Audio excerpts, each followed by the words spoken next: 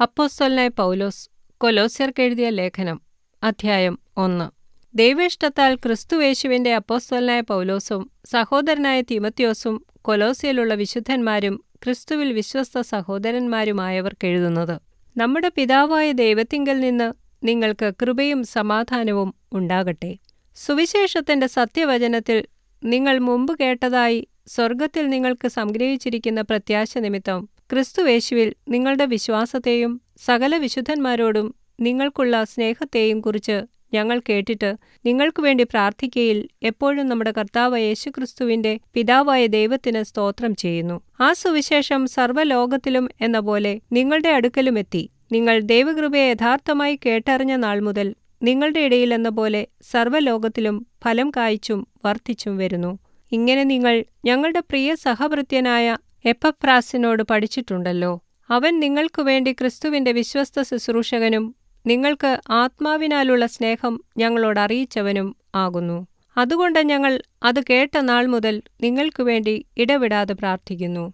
നിങ്ങൾ പൂർണ്ണ പ്രസാദത്തിനായി കർത്താവിന് യോഗ്യമാകും വണ്ണം നടന്ന് ആത്മീകമായ സകല ജ്ഞാനത്തിലും വിവേകത്തിലും അവന്റെ ഇഷ്ടത്തിന്റെ പരിജ്ഞാനം കൊണ്ട് നിറഞ്ഞു വരേണമെന്നും സകല സൽപ്രവൃത്തിയിലും ഫലം കായ്ച്ച് ദൈവത്തെക്കുറിച്ചുള്ള പരിജ്ഞാനത്തിൽ വളരണമെന്നും സകല സഹിഷ്ണുതയ്ക്കും ദീർഘക്ഷമയ്ക്കുമായി അവന്റെ മഹത്വത്തിന്റെ വല്ലഭത്വത്തിന് ഒത്തവണ്ണം പൂർണ്ണശക്തിയോടെ ബലപ്പെടേണമെന്നും വിശുദ്ധന്മാർക്ക് വെളിച്ചത്തിലുള്ള അവകാശത്തിനായി നമ്മെ പ്രാപ്തന്മാരാക്കുകയും നമ്മെ ഇരുട്ടിന്റെ അധികാരത്തിൽ നിന്ന് വിടുവിച്ച് തന്റെ സ്നേഹസ്വരൂപനായ പുത്രന്റെ രാജ്യത്തിലാക്കി വെക്കുകയും ചെയ്ത പിതാവിന് സന്തോഷത്തോടെ സ്തോത്രം ചെയ്യുന്നവരാകണം എന്നും അപേക്ഷിക്കുന്നു.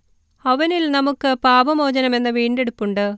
അവൻ അദൃശ്യനായ ദൈവത്തിന്റെ പ്രതിമയും സർവ്വസൃഷ്ടിക്കും ആദ്യജാതനുമാകുന്നു. സ്വർഗ്ഗത്തിലുള്ളതും ഭൂമിയിലുള്ളതും ദൃശ്യമായതും അദൃശ്യമായതും സിംഹാസനങ്ങളാകട്ടെ, കർത്തൃത്വങ്ങളാകട്ടെ, വാഴ്ചകളാകട്ടെ, അധികാരങ്ങളാകട്ടെ, സകലവും അവൻ മുഖാന്തരം സൃഷ്ടിക്കപ്പെട്ടു.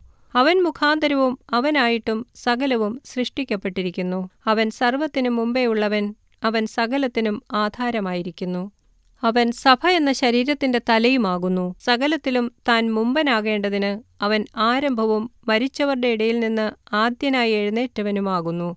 അവനിൽ സർവ്വസമ്പൂർണതയും വസിപ്പാനും അവൻ ക്രൂശിൽ ചൊരിഞ്ഞ രക്തം കൊണ്ട് അവൻ മുഖാന്തരം സമാധാനമുണ്ടാക്കി ഭൂമിയിലുള്ളതോ സ്വർഗ്ഗത്തിലുള്ളതോ സകലത്തെയും അവനെക്കൊണ്ട് തന്നോട് നിരപ്പിപ്പാനും പിതാവിന് പ്രസാദം തോന്നി. മുമ്പേ ദുഷ്പ്രവർത്തികളാൽ മനസ്സുകൊണ്ടകന്നവരും ശത്രുക്കളുമായിരുന്ന നിങ്ങളെ അവന്റെ മുമ്പിൽ വിശുദ്ധരും നിഷ്കളങ്കരും കുറ്റമില്ലാത്തവരുമായി നിർത്തേണ്ടതിന് അവനിപ്പോൾ തന്റെ ജഡശരീരത്തിൽ തന്റെ മരണത്താൽ നിരപ്പിച്ചു. ആകാശത്തിൻ കീഴെ സകല സൃഷ്ടികളുടെയും ഇടയിൽ ഘോഷിച്ചും പൗലോസ് എന്ന ഞാൻ ശുശ്രൂഷകനായി തീർന്നും നിങ്ങൾ കേട്ടുമിരിക്കുന്ന സുവിശേഷത്തിന്റെ പ്രത്യാശയിൽ നിന്ന് നിങ്ങൾ ഇളകാതെ അടിസ്ഥാനപ്പെട്ടവരും സ്ഥിരതയുമുള്ളവരായി വിശ്വാസത്തിൽ നിലനിന്നുകൊണ്ടാൽ അങ്ങനെ അവന്റെ മുമ്പിൽ നിൽക്കും. ഇപ്പോൾ ഞാൻ നിങ്ങൾക്കു വേണ്ടിയുള്ള കഷ്ടാനുഭവങ്ങളിൽ സന്തോഷിച്ച് ക്രിസ്തുവിന്റെ കഷ്ടങ്ങളിൽ കുറവായുള്ളത് എന്റെ ജഡത്തിൽ സഭയായ അവന്റെ ശരീരത്തിനു വേണ്ടി പൂരിപ്പിക്കുന്നു. നിങ്ങൾക്കു വേണ്ടി ദൈവം എനിക്ക് നൽകിയിരിക്കുന്ന ഉദ്യോഗപ്രകാരം ദൈവവചന ഘോഷണം നിവർത്തിയാകേണ്ടതിന് ഞാൻ സഭയുടെ ശുശ്രൂഷകനായിരിക്കുന്നു. അത് പൂർവ്വകാലങ്ങൾക്കും തലമുറകൾക്കും മറഞ്ഞുകിടന്ന മർമ്മമെങ്കിലും ഇപ്പോൾ അവന്റെ വിശുദ്ധന്മാർക്ക് വെളിപ്പെട്ടിരിക്കുന്നു. അവരോട് ജാതികളുടെ ഇടയിൽ ഈ മർമ്മത്തിന്റെ മഹിമാധനം എന്തെന്ന് അറിയിപ്പാൻ ദൈവത്തിന് ഇഷ്ടമായി. ആ മർമ്മം മഹത്വത്തിന്റെ പ്രത്യാശയായ ക്രിസ്തു നിങ്ങളിൽ ഇരിക്കുന്നു എന്നുള്ളത് തന്നെ. അവനെ ഞങ്ങൾ അറിയിക്കുന്നതിൽ ഏതു മനുഷ്യനെയും ക്രിസ്തുവിൽ തികഞ്ഞവനായി നിർത്തേണ്ടതിന് ഏതു മനുഷ്യനെയും പ്രബോധിപ്പിക്കുകയും ഏതു മനുഷ്യനോടും സകല ജ്ഞാനത്തോടും കൂടെ ഉപദേശിക്കുകയും ചെയ്യുന്നു. അതിനായി ഞാൻ എന്നിൽ ബലത്തോടെ വ്യാപരിക്കുന്ന അവന്റെ വ്യാപാര ശക്തിക്കൊത്തവണ്ണം പോരാടിക്കൊണ്ട് അധ്വാനിക്കുന്നു.